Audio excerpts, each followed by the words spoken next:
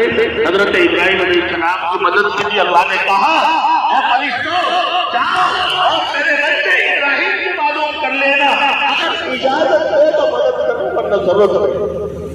حضرت ابراہیم علیہ السلام کی مدد کے لیے جبرائیل علیہ السلام پہنچتے ہیں۔ سید الملائکہ ہے، سارے کے سارے فرشتوں کے سردار ہیں، جا کر کے کہتے ہیں اے ابراہیم اگر آپ اجازت دیں تو آپ کی مدد کرتے اور میرے پروں میں سے ایک پر مار کر کے خواب کو ختم کر دو۔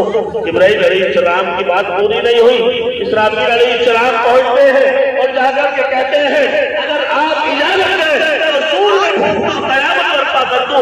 میکائیل علیہ السلام پہنچتے ہیں اگر آپ اجازت دیں تو میرا کام بارش برسانے کا، بارش برسانے سے آپ کو ٹھنڈی کر دوں۔ اسرائیل علیہ السلام نے جا کر کے کہا اگر آپ اجازت دیں تو آپ میرا کام انسان کی روح نکالنے کا، سب کی روح نکال دو، ختم ہو جائے گی، نہ رہے گا بانس نہ بجے گی بانسری۔ حضرت ابراہیم علیہ السلام نے کہا تمہیں اللہ نے بھیجا خود آئے۔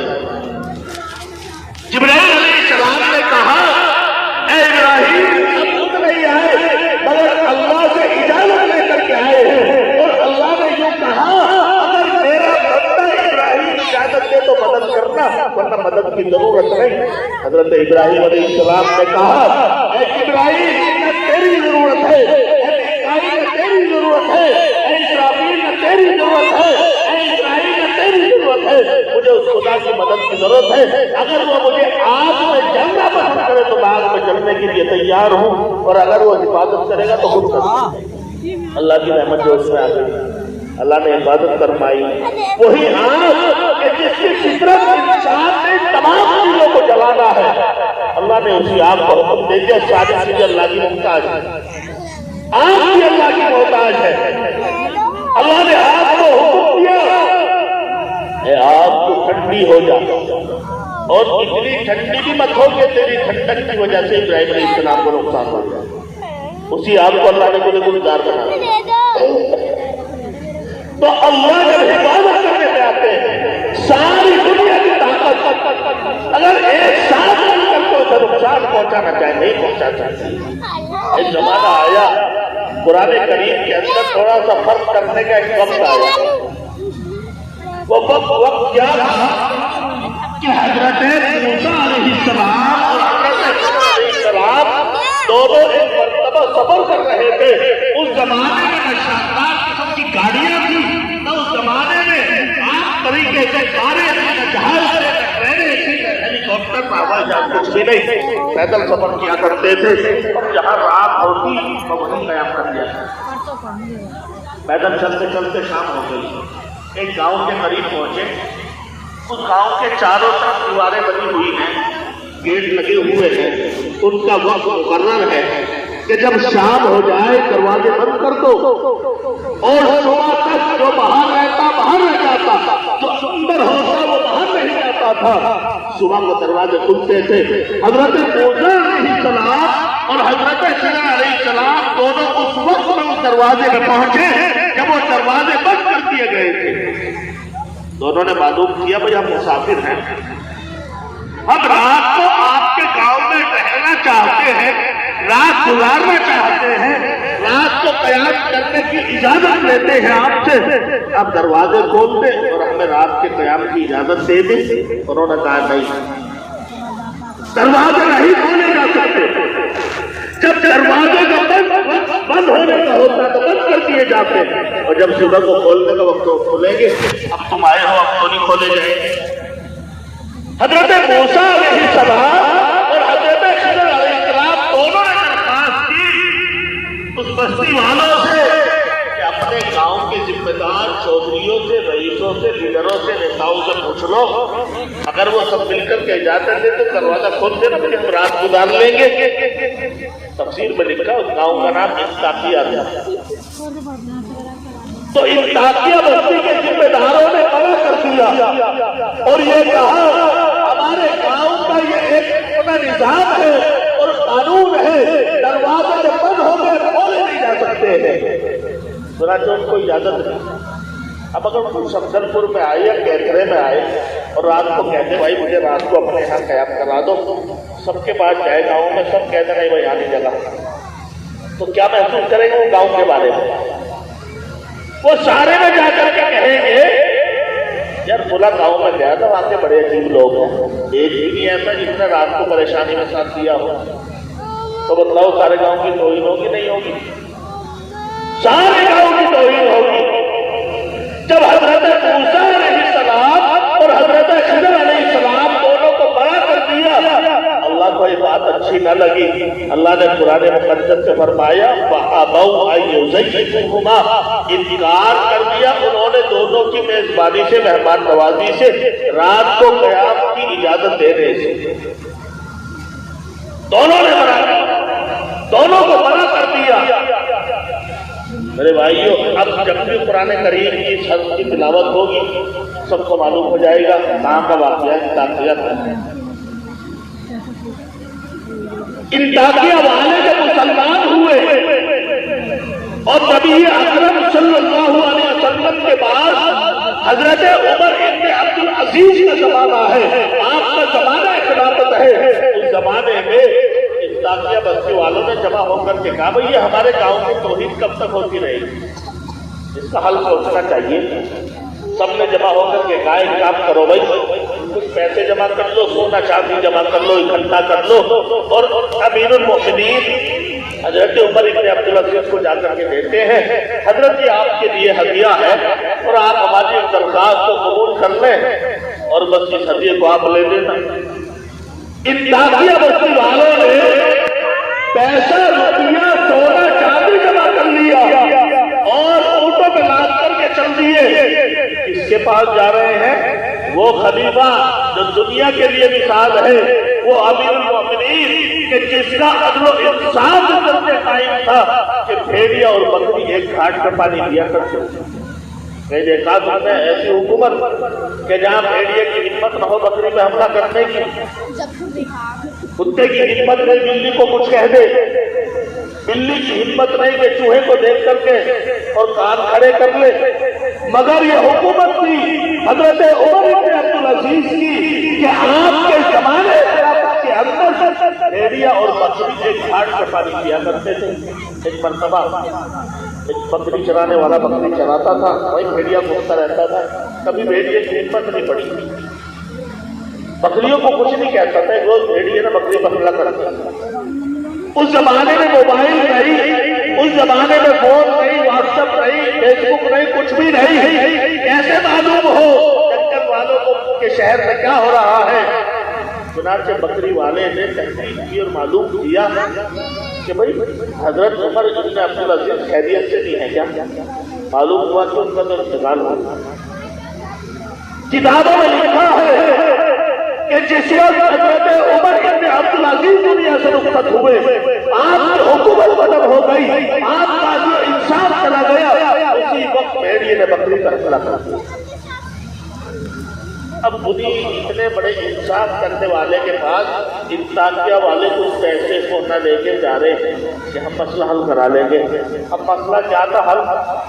کیا مسئلہ حل کرانا تھا؟ مسئلہ حل یہ کرانا تھا، جا کر کے کہا کہ امیر المؤمنین یہ تمام بات آپ کے لیے ہے، ہم آپ سے درخواست کر رہے ہیں، آپ کے لیے مشکل نہیں، آپ امیر المؤمنین ہیں، آپ قانون بنا دیں گے، جو کہتے ہیں کہ سب اس پہ عمل کریں گے، آپ کے لیے کیا مشکل ہے؟ کہا کہ بھئی کیا ہے کہ بس ایک چھوٹا سا حرف بدلنا ہے، چھوٹا سا باقا کیا بنانا ہے، باقا جو اردو جانتے قرآن کریم کو سمجھ لیں گے، باقا کا بنانا ہے، اور با اور تا میں فرق کتنا ہے؟ با کے نیچے ایک تا کے اوپر دو نقطے، اب با کا نیچے سے نقطہ اٹھا کر کے اوپر رکھ دو اور ایک اور بڑھا دو، تا ہو جائے گا۔ اب یہ پڑھا جائے گا جس سے معنی ہوگے کہ موسیٰ علیہ السلام اور خضر علیہ السلام دونوں کی انہوں نے مہمان نوازی کی انطاکیہ والوں نے۔ تو اتنے سے حد کے اوپر مسئلہ حل ہو رہا ہے۔ آج ہم نام رکھتے ہیں، دھیان نہیں کرتے، بہت سے نام رکھتے ہیں، شارق خان، کیا رکھتے ہیں بھائی؟ شارق خان، زبر شار آفتاب دیر شارق، اور کہتے ہیں یہاں ساری، چھوٹے سیٹ سے، چھوٹے سے اب سارق کے معنی ہو جائیں گے چوری کرنے والا، نام لینے والا ہو ساری کی طرح، مطلب وہ چوری کرنے والے. پتہ چلا جب وہ چوری کرنے والا تو اس میں اصل چوری کا آبادہ نہیں آنے کا. اب معلوم کرنے کی ضرورت نہیں لوگوں کو، جو دیکھا نیٹ پہ سے نام اٹھا دیا. ارے نیٹ کی کہاں تک کی بات سچے مانو گے تم؟ ایسے ایسے معنی نام سامنے آ رہے ہیں، جب ان کے معنی تلاش کرتے ہیں تو ڈکشنری میں ملتے نہیں، کیونکہ وہ نیٹ پہ چل رہے کچھ. اور نیٹ کو آدمی دیکھ رہا ہے، وہیں سے سارا دن سیکھ رہا ہے. ایک روز ایک صاحب نے رکھا تھا میسج کہ بھائی میرے دادا کا انتقال ہو گیا اور خواب میں نظر آئے اور وہ کہہ رہے کہ بیٹا جہنم بھر چکی، وہ گناہ کرو، پوری بھر گئی، اس میں کہیں نہیں جا کر رہی، اپنی دیوار میں بیٹھے. لے بھائی دادا اس دیوار میں بیٹھا، کون سے کا نمبر آ رہا ہے، چلیے نیٹ پر. اور ہم سوچتے ہیں صحیح ہوگی. اللہ نے فرمایا فَاسْأَلُوا أَهْلَ الذِّكْرِ إِن كُنتُمْ لَا تَعْلَمُونَ.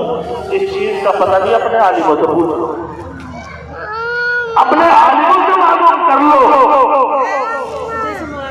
ارے ایک بات اور بتا دو، یوں اور لکھنا آگے بڑھاؤ. اگر پکا سچا مسلمان آگے بڑھا، کیوں بھائی ٹھیکیداری تیری نہیں بڑھا؟ اگر اس محفل کو آگے نہیں بڑھایا تو پکا سچا مسلمان نہیں ہے. اب بہت سا ڈر کے بیچارہ اسے آگے بڑھاتا ہے. اس نے بڑھا دیا، اس نے بڑھا دیا، آسمان کے خلاف بھاگو بھاگو، تم بھی بھاگو، وہ کام ہو رہا ہے. تو ظاہر سی بات ہے کہ شارق کو جب سارق کہیں گے تو اس کے بعد ہو جائیں گے چوری کرنے والا. ایک گھر پہ بس اس میں بھی کتوں کا فرق آ رہا ہے. بہرحال بات لمبی ہو جائے گی. ساری چوکی صاحب اس کا چکر لگا گئے اور وہ اس بات کی علامت کی کہ اب کچھ اور بھی کہہ لو جو کثر رہ گئی. سمجھ گئے تم؟ سمجھ گئے ہوں گے. تو اللہ رب العزت نے جو فَعَبَوْ فرمایا ہے اس کا فَعَتَوْ کرانا تھا. کیا جواب دیا حضرت تمہارے عبد العزیز نے؟ اور انتاکیہ والو یاد رکھو، تمہارے لیے با کا تا بنانا اگرچہ بہت آسان لگ رہا ہے. تم سمجھ رہے ہو کہ اس مال دولت سونا چاندی کو دیکھ کر کے میں با کا تا بنا دوں گا. یاد رکھو ٹکڑے ٹکڑے کر کے دوبارہ بنانا میں اپنے لیے آسان سمجھتا ہوں، مگر بات کا بنانا میرے لیے ہر چیز آسان ہے. میرے بھائیو، اگر قرآن مقدس کے اندر فرق آتا اس زمانے میں، مگر قرآن کریم 13,000 سال تک جس حالت سے اترا ہے وہی حالت باقی ہے. اللہ نے چھوٹے چھوٹے بچوں کے سینوں میں محفوظ فرما دیا ہے. اللہ نے اس قرآن کی حفاظت اپنے بندوں سے فرمائی. چھوٹے چھوٹے بچوں کے سینوں میں قرآن کریم کو اتارا. جب انگریزی حکومت تھی 1861 میں فیصلہ ہوا کہ جب تک یہ مسلمان، یہ علماء، یہ حفاظ اور یہ دینی تعلیم والے باقی رہیں گے، جب تک ان کا قرآن باقی رہے گا تو پورے کامیاب نہیں ہو سکتے اس ملک کے اندر. تو انہوں نے فیصلہ کر لیا عالموں کو ختم کر دو اور قرآن کو مٹا دو، قرآن کریم کو ختم کر دو. میرے بھائیوں، 3 سال کے اندر 1861 سے 64 تک قرآن کریم کے نسخے اگر مسجدوں میں ملتے، گھروں میں ملتے، پڑھنے والوں بچوں میں ملتے، کہیں آگ میں ڈال دیتے، کہیں دریاؤں میں ڈال دیتے، کہیں جمع کر کے آگ لگا دیا جاتا. جب 3 سال کے اندر میرے بھائیوں 4 لاکھ قرآن کریم جلا دیے گئے، کوئی کمی نہیں آئی. ایک انگریز سردار آیا مدرسے کے اندر اور آ کر کے حاضر صاحب نے کہا کہ ہم نے 3 لاکھ کاملہ قرآن کریم کچھ دریا میں پھینک دیے، کچھ آگ میں ڈال دیے اور قرآن پر کوئی اثر نہیں پڑ رہا، چھوٹی نہیں ہو رہی قرآن کی، تو کیا وجہ ہے؟ اور حاضر صاحب نے چھوٹا سا بچہ بلایا اور بلانے کے بعد اس بچے سے کہا اے بچے پڑھو بسم اللہ الرحمن الرحیم الف لام میم ذالک الکتاب لا ریب فیہ. چھوٹا سا بچہ پڑھ رہا ہے، ہاتھ میں قرآن نہیں، پارا نہیں، کسی کاغذ پر لکھا ہوا نہیں ہے اور بس پڑھتا جا رہا ہے. سرکار نے دیکھا ارے بھائی ہاتھ میں قرآن نہیں، سامنے نہیں، کہیں ادھر لکھا ہوا پڑھتا جا رہا ہے، یہ کیا وجہ ہے؟ حاضر صاحب نے کہا اے انگریز سردار، اگر تم قرآن کریم کے نسخوں کو آپ کے حوالے کر سکتے ہو، دریاؤں میں ڈال سکتے ہو، تو یاد رکھو اللہ نے ان مدرسوں کی برکت سے ان چھوٹے چھوٹے بچوں نے اپنے مقدس کلام کی حفاظت فرما دی اور دنیا کی کوئی طاقت ان کے سینوں سے نہیں نکال سکتی. تو دین زندہ ہے. ایسے میرے بھائی ان دینی اداروں ان حفاظ کرام سے جن میں آج ہماری طاقت کم ہو گئی, دلچسپی کم ہوتی جا رہی ہے, دین سے ہٹتے جا رہے ہیں. بچہ پیدا ہوتا ہے, اذان پڑھائی جاتی ہے, کان میں تکبیر کہی جاتی ہے اور زبان میں بسم اللہ ہونی چاہیے. مگر اب تو پی آئی جی ٹی اور ڈی او جی دور کا زمانہ ہے. بچہ پڑھ رہا ہے, دینی اداروں سے دور ہوتے جا رہے ہیں. پیسے بھی خرچ ہوتے ہیں, فیس بھی دی جاتی ہے بس کی ویسی کتابوں کی. یہاں وہ مقدس کلام نہیں پڑھایا جاتا لیکن اس کی تعداد بڑی کم ہوتی جا رہی ہے. آدمی اسے اپنے لیے مشکل سمجھتا ہے, پتہ نہیں کیوں سمجھتا. اللہ نے کس مقصد کے لیے پیدا کیا؟ اللہ نے خود فرمایا وما خلقت الجن والانس الا ليعبدون. انسان اور جنات کو اپنی عبادت کے لیے پیدا کیا ہے. عبادت کیسے ہوگی؟ یا اتنی سے ہوگی, اے بی سی ڈی سے ہوگی, یا چھوٹی بڑی سے ہوگی؟ نہیں, الحمدللہ رب العالمین سے ہوگی. میرے بھائیو, یہ دینی ادارے آپ ان کا قدم قدم کے ساتھ دیں گے, آپ کے بچے قرآن کریم کو پڑھیں گے, سینوں میں محفوظ کریں گے. اگر حافظ قرآن بھی نہ ہوا تو یاد رکھو قرآن کریم کو پڑھ کر کے جس مقصد کے لیے اللہ نے پیدا کیا ہے کم از کم 5 وقت اپنی نماز پڑھے گا اور مقصد تخلیق اس کا کامیاب ہو جائے گا اور ماں باپ سے بھی حساب کتاب نہ ہوگا ورنہ اللہ معلوم کرے گا. میرے بھائیو, ان دینی اداروں کے ان حالات میں تو اتنا ساتھ دینا ضروری ہے. اگر یہ زندے ہیں تو دین زندہ ہے, اگر ان میں بچے پڑھ رہے ہیں تو دین کی بقا ہے, ورنہ